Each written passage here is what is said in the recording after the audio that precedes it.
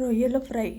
First clean చేసుకున్న రొయ్యలు ఒక గిన్నెలో వేసుకొని ఆ రొయ్యలు స్టవ్ మీద పెట్టి మూత పెట్టి కొంచెం ఇలాగా ఆవిరితోటి ఉడకనివ్వాలి.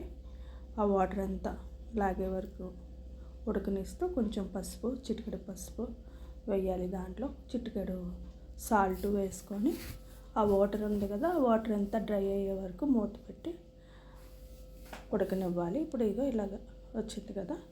నెక్స్ట్ ఇది దించుకొని ప్రక్కన పెట్టుకొని పాన్ పెట్టుకొని ఆయిల్ వేసుకొని ఆనియన్స్ అందులో వేసుకొని పచ్చిమిర్చి ఫ్రై చేయాలి. మంచి కలర్ వచ్చే వరకు తిప్పుకుంటూ ఉండాలి. అది వేగుతూ ఉన్నది కదా, మంచి కలర్ వచ్చాక మనం మూత తీసుకొని ఇదిగోండి ఈ కలర్ రావాలి. ఇది వచ్చిన తర్వాత మనం ఉడకబెట్టుకొని ఉంచుకున్న రొయ్యలు ఉన్నాయి కదా, అవి వేసుకోవాలి. దానిపైన రొయ్యలులో వేసేసి కొంచెం బాగా కలపాలి. ఇదిగో ఈ విధంగా కలపాలి. కొంచెం ఆయిల్లో మగ్గనివ్వాలి. అల్లం వెల్లుల్లి పేస్ట్ వేసి వాటికి రొయ్యలు పట్టేలా తిప్పుకోవాలి.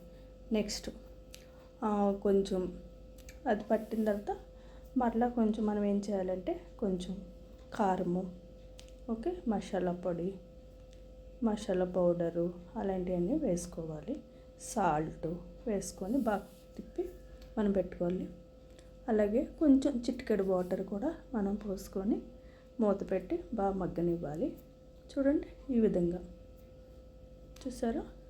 ఇలా మగ్గిన తర్వాత కొత్తిమీర వేసుకొని ఆ కొత్తిమీర కూడా కొంచెం మీరు ఫ్రై చేసి కొంచెం వేగితే చాలా సూపర్గా ఉంటుంది. ఓకే, ఇలాగా ఫ్రై చేసుకొని చూడండి ఈ విధంగా రొయ్యలు ఒకసారి ఫ్రై చేసి తినండి. అన్నంలో వేడివేడి అన్నంలో వేసుకొని టేస్టే వేరే లెవెల్గా ఉంటుంది.